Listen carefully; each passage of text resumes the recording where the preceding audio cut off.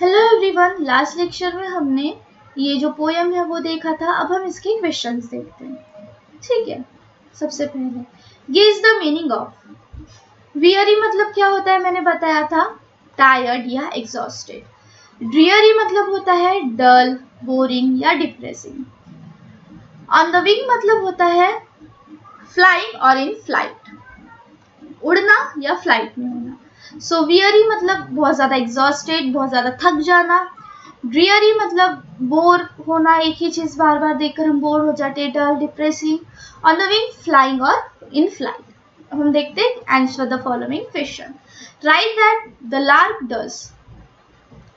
Lark क्या करता है, हमने देखा था बहुत स्काई में उड़ता है और गाना मतलब सोर करता है। सो द लार्क सोर high up into the sky and keep the flying joyfully.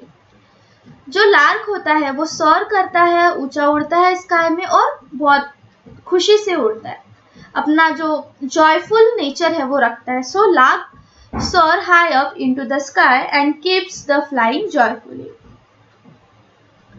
Right what the goldfish does. Goldfish क्या करती है, डीप डाइव करती है, साइलेंटली स्विम करती है। So the goldfish dive deep into the sea and swim silently in the water.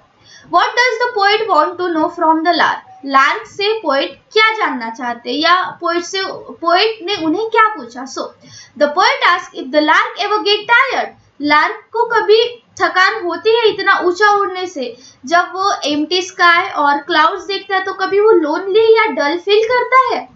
He wonder if the lark sometimes wishes to be silent goldfish in the sea. वो wonder है, मतलब वो उनसे पूछना चाहते हैं कि आपको कभी, मतलब लार्क बर्ड को कभी लगता है कि वो एक साइलेंट गोल्डफिश बने सी की। So the poet asks if the lark ever gets tired of flying so high and if the empty sky and cloud ever feel lonely or dull. He wonder if the lark sometimes wishes to be a silent goldfish in the sea. अब यहाँ पे देखो, यहाँ पे हम लिख सकते हैं the poet ask की जगह हम लिख सकते हैं want to know if the lark ever get tired of flying so high and if the empty sky and cloud ever feel lonely or dull. He wonder if the lark sometimes wishes to be silent goldfish in the sea. Next question. What does the poet want to know from the goldfish? Goldfish से क्या जानना चाहते? उनसे ये जानना चाहते कि वो जब उन्हें कोल्ड वेव फील होती है तो वो क्या सैड फील करते हैं और उन्होंने कभी सोचा है लार्क बर्ड बनने का। सो द पोएट आस्क और वांट टू नो ही लिखना ज्यादा बेटर रहेगा।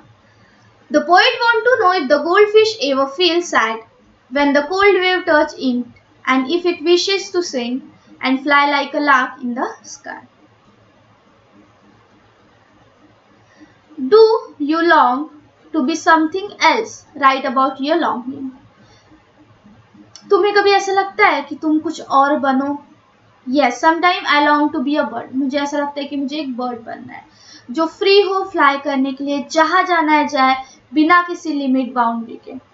I would love to feel the wind under my wings. मुझे अच्छा लगेगा जब मैं अपने विंग्स के अंदर वाइन मतलब हवा को फील करूंगा या करूंगी। See the world from above and explore new places every day. It would be a peaceful and exciting with no worries or stress, just sky and freedom. So yes, sometime I long to be a free bird, free to fly wherever I wish, without limits or boundaries.